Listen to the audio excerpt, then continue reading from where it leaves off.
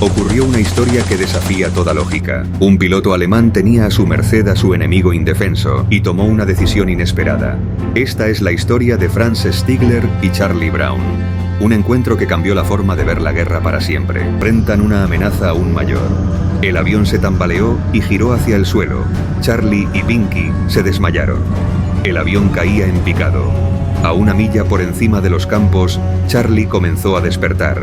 Dándose cuenta del peligro, agarró los controles y los hizo retroceder mientras el avión continuaba cayendo. A duras penas, Charlie y su copiloto logran enderezar el maltrecho avión a pocos metros del suelo, pero el peligro aún no ha cesado. Con su fuselaje en esas condiciones, casi sin defensas, con un motor inutilizado y los otros 3 seriamente dañados, el Ye Olde Bub puede ser una presa muy fácil para otros cazas alemanes o para las baterías antiaéreas. Lejos aún del abrigo de territorio amigo, solo un golpe de auténtica buena suerte podría hacer que su tripulación superviviente lograra ponerse a salvo. En aquel preciso instante, Franz Stigler se encontraba en tierra, ya que su Messerschmitt había sido alcanzado en una escaramuza anterior, pero a pesar de los daños que presentaba en el motor, finalmente decidía despegar con el objetivo de derribar al maltrecho B-17. Tan pronto como pudo, despegó en su Messerschmitt Bf 109 G6 con una bala de ametralladora Browning calibre 50 incrustada en el radiador, lo que ponía en riesgo de sobrecalentamiento al motor de su avión. Aún ajeno a la presencia de su perseguidor, Charlie Brown observa con preocupación el horizonte ante su aparato.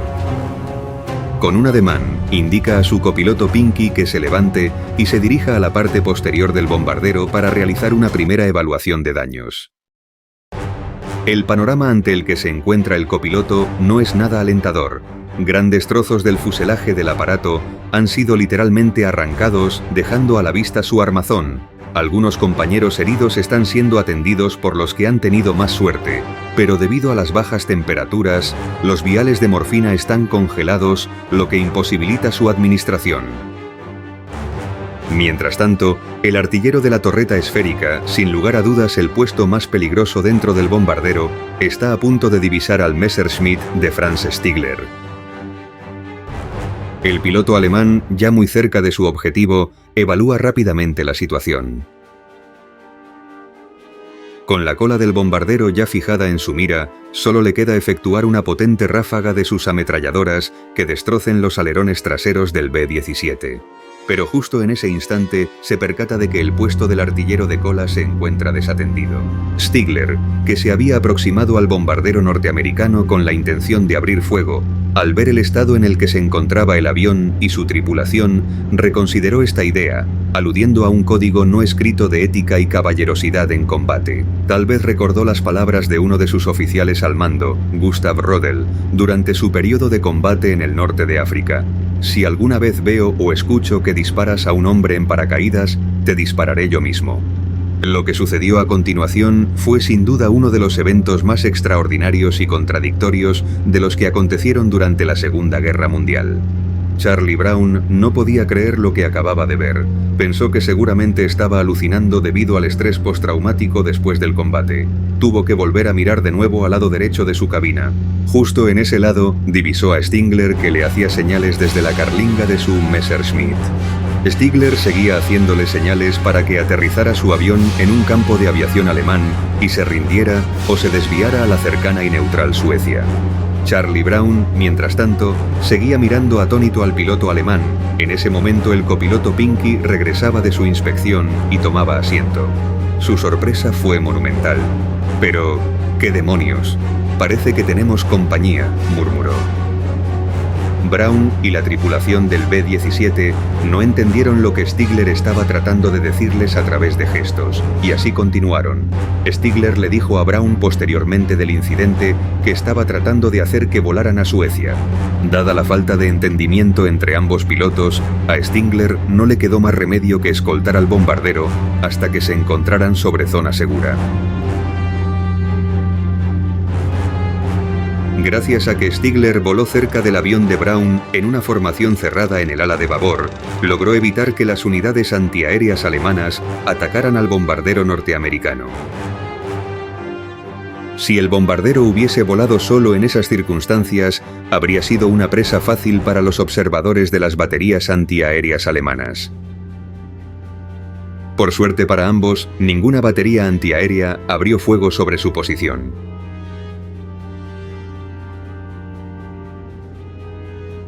Una vez fuera del alcance de las defensas antiaéreas terrestres, Franz Stigler escoltó al B-17 dañado sobre la costa hasta que llegaron a aguas abiertas.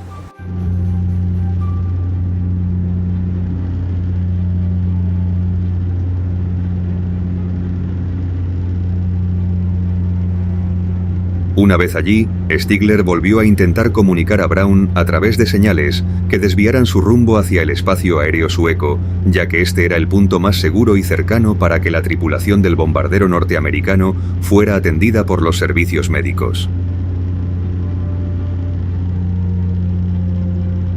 Como la tripulación del bombardero no parecía comprender lo que el alemán trataba de decirles, este trató de hacerse entender de una forma más expeditiva. Hizo volar su Messerschmitt Bf-109 sobre la cabina del bombardero B-17 y se situó al otro lado del aparato, con lo que les imposibilitaba volar en su dirección, y tendrían que volar hacia Suecia.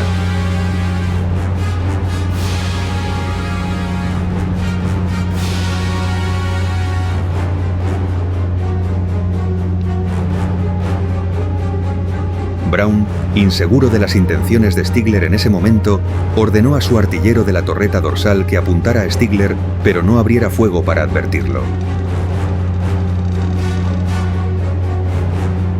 Entendiendo el mensaje y seguro de que el bombardero estaba fuera del espacio aéreo alemán, Stigler partió con un saludo. Braun logró volar 400 kilómetros a través del Mar del Norte y aterrizar su avión en la base de la RAF en Sithing, hogar del 448 Grupo de Bombarderos, y en el informe posterior al vuelo informó a sus oficiales sobre cómo un piloto de combate alemán lo había dejado ir. Se le dijo que no repitiera esto al resto de la unidad para no generar ningún sentimiento positivo sobre los pilotos enemigos. Braun comentó: "Alguien decidió que no puedes ser humano y volar en una cabina de mando alemana". Stigler no dijo nada del incidente a sus oficiales al mando, imaginando que un piloto alemán que evitara al enemigo mientras estaba en combate se arriesgaba a la ejecución.